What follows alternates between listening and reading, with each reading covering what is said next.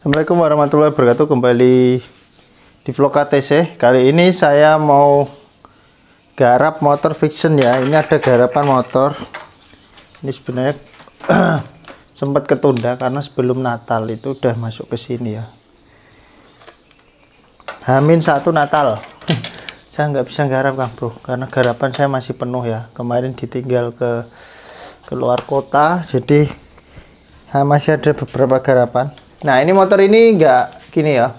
Motor ini tuh berbet dan di lampu milnya itu nyala. Langsung ke poin aja ya. Saya akan coba nyalain motornya. Kita kontak dulu. Nah, kita lihat ya di sini ya. Di kode milnya yang kuning nanti ada nyala. Nah, 1 2 3 ya, yang kuning tuh. 4 1 2 3 4 5 6. Oke, nyalanya 4 lambat 6. Coba ulang. 1 2 3 4 1 2 3 4 5 6. Oh ya, jadi ada satu kegagalan ya, kode kegagalan. Ada satu, jadi kodenya itu 46 ya. 46 itu mengacu dari 4 lambat, 6 cepat. Itu kodenya 46.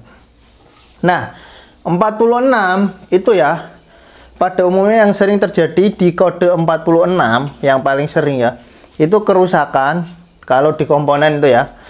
Ya paling sering itu aki drop. Terus yang kedua kiprok rusak. Yang ketiga spool rusak. Ya, antara 3 komponen itu yang jelas komponen arus berat ya. Jadi dari yang spool utama tadi, terus yang kedua kiprok yang memproses arus itu dari AC menjadi DC, terus yang ketiga aki.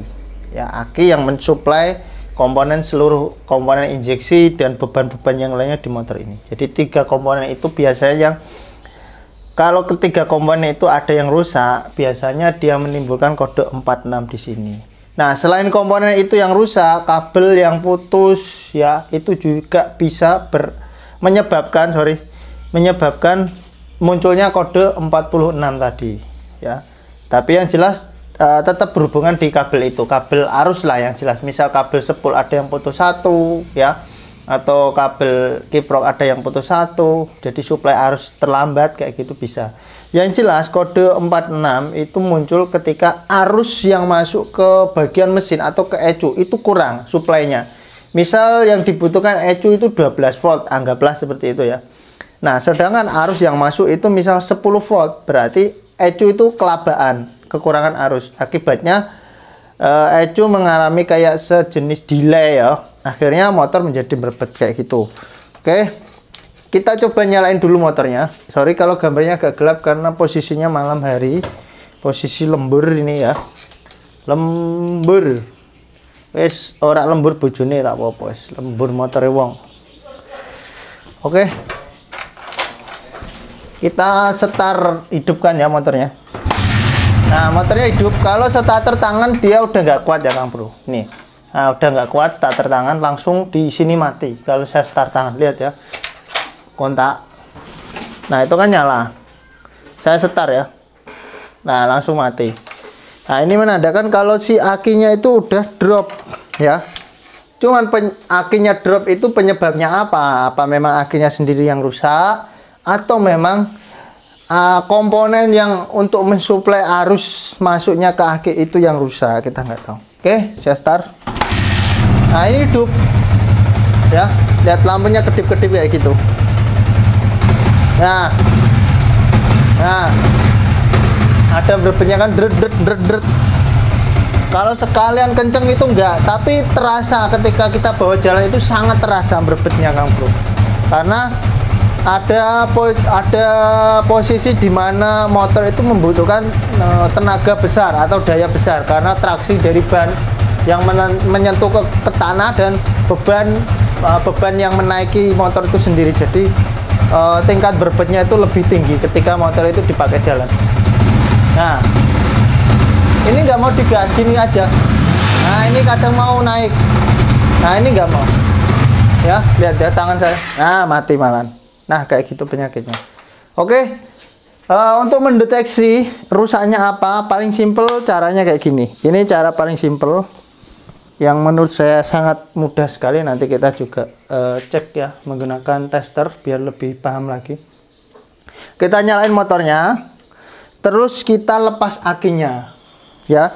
Jadi motor ini Kang Bro, motor Vixion ini itu dia sebenarnya untuk Vixion yang jenis ini dia kayaknya full DC ya, kalau nggak salah. Aku lupa ingat sih pengapian. Kalau kita bilang itu full DC atau 2 pas ya, tidak seperti yang terdahulunya 3 pas itu kalau nggak salah. Kita coba nyalain.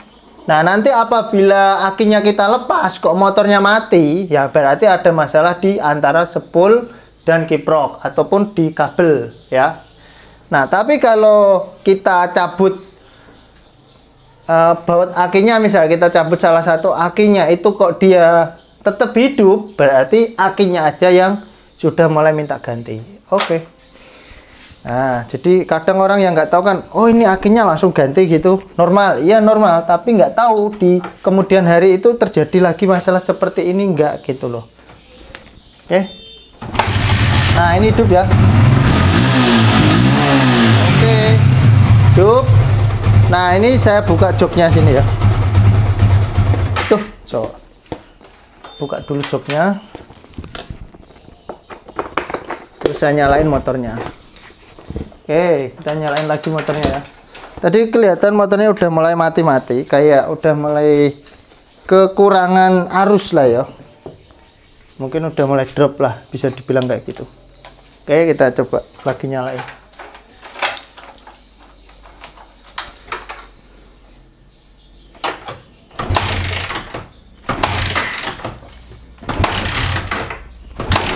Nah, ini nggak mau ujuk malah.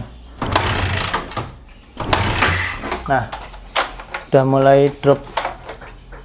Akhirnya udah mulai drop nih kayaknya Kang Bro.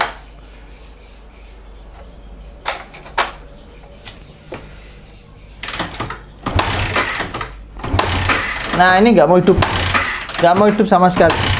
Nah, padahal normalnya ini akhirnya masih hidup, hanya saja strumnya udah mulai drop. Oke Kang Bro, ini udah saya siapkan tester. Terus saya akan coba cek ya. Mungkin sorry ya kalau gambarnya nggak terlalu jelas, tapi kamu bisa dengarkan suara saya lagi. Ini kabel merah yang di aki udah saya lepas. Ini kabel merah yang di kiprok. Nah, kamu bisa lihat di layar ini ya. Nanti kalau hasilnya 0 dan bunyi tit, itu berarti nyambung kabelnya ya. Nah, kabel merah di sini dengan yang mengarah ke aki saya coba tempelin, nyambung apa enggak. Nah, itu 000 hasilnya ya. Dan bunyi tit kayak gitu. Nah, itu berarti kabel merah di sini di kiprok dan di aki yang mengarah ke aki itu nyambung. Nah, sekarang kabel putih dan hitam. Ini kedua kabel ini anggaplah dari spool ya. Jadi massa sama arusnya nyambung apa enggak? Nah, di situ juga keluar tit, bunyi tit. Kalau kita tahan terus ya dia berubah menjadi angka karena dia mendeteksi lilitan spool itu. Nah, berarti kabel di sini di spool itu nyambung, nggak putus ya. Berarti kemungkinan besar spool itu nggak putus. Tapi kita nggak tahu spool itu arusnya mencukupi atau enggak. Nah, itu PR ya. Tapi intinya spool itu nggak putus. Terus kabel merah dari sini ke arah aki juga nggak putus. Nah, oke Kang Bro, ini udah saya ganti aki punya saya. Sekarang kalau pengen lihat ya, aduh sorry, ini saya kontak ya, saya kontak. Coba starter kuat apa enggak. Nah, starter kuat ya. Nah, ini aki punya saya yang baru. Nah, maksudnya bukan aki motor ini. Saya akan coba tes berapa sih voltase aki ini ya, yang ada di sini ini berapa volt. Nah, nanti setelah kita nyalain ada pergerakan enggak voltasenya. Nah, ini 12,75 ya. Ya, 12,75. Nah, saya akan nyalain. normalnya untuk motor itu pengisian kan pasti di atas voltase aki itu ya. Misal aki ini di 12,7 volt. Biasanya kalau akinya itu pengisian setrumnya udah full kayak gini, pengisian itu paling di rentang 13 sampai 14 ya. Tapi kalau akinya dia mulai drop di bawah 12 volt, biasanya pengisiannya cenderung lebih tinggi, misal di 14,5, di 14 kayak gitu. Oke, saya coba nyalain motornya. Nah, ini saya nyalain. Nah, motor udah nyala ya. Sekarang kita tes berapa volt sih akinya motor ini, akinya. Nah, ini di 14,2. Tadi padahal tadi di angka 12,7, sekarang di 14 lebih. Coba saya geber gasnya ya.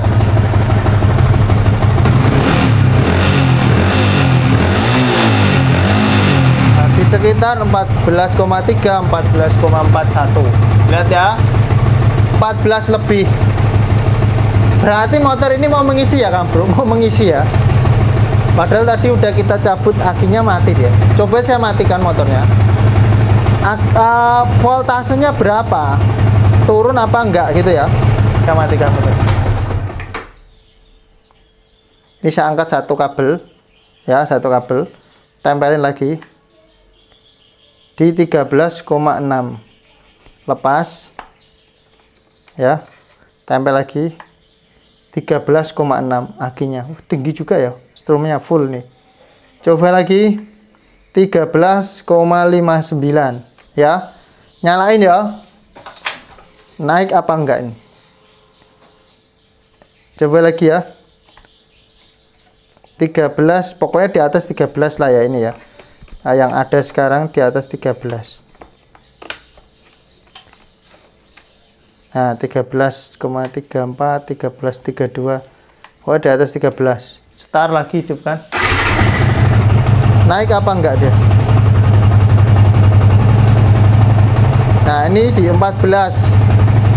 Ya.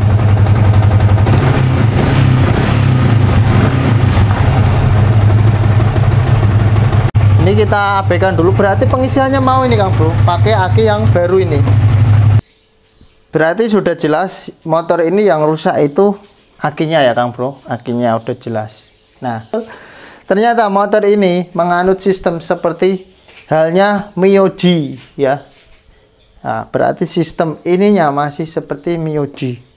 Dia nggak bisa hidup tanpa aki ya. Akinya rusak mati ya.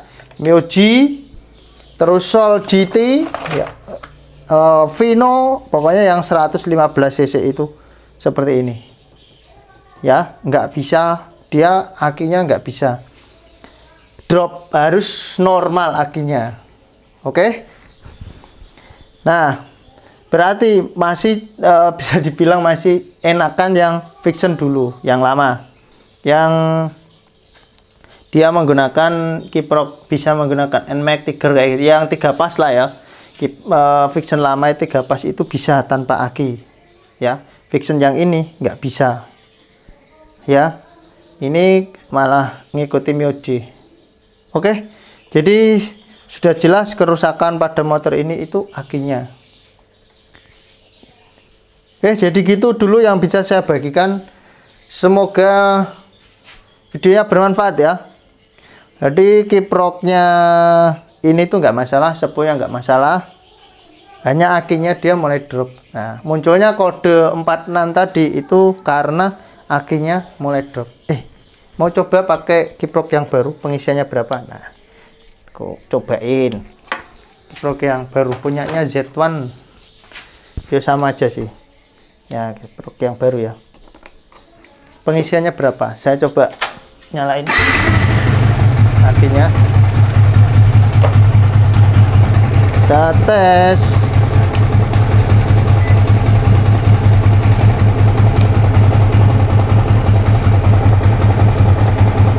(14 lebih ya, 14,20 sama. Kita matiin. Ini kiproknya Jupiter Z1 ya sebenarnya, atau punyanya Myoji. Nah, ini arus yang ada di aki 13,7. Wis, berarti motor ini fix akinya ya. Akinya yang rusak. Gak tahu untuk aki yang lama tadi berapa voltnya, saya kurang tahu. Tapi yang jelas kita nggak bisa nyalain di sini. Oke, udah nggak kuat untuk nyalain mesin ini. Saya coba cek ya, tinggal berapa volt sih kok sampai nggak kuat. 11,98. Tegangan segini itu udah nggak kuat loh Kang Bro, untuk motor fiction. Di bawah 12 volt nggak kuat. Padahal ini mungkin kalau untuk motor-motor kayak Beat itu masih kuat. Mungkin ya karena beban ECU, full pump dan lain-lain. Itu aja dulu lah. Semoga videonya bermanfaat. Bila ada salah-salah dalam kata, sama maaf yang sebesar-besarnya. Wassalamualaikum warahmatullahi wabarakatuh.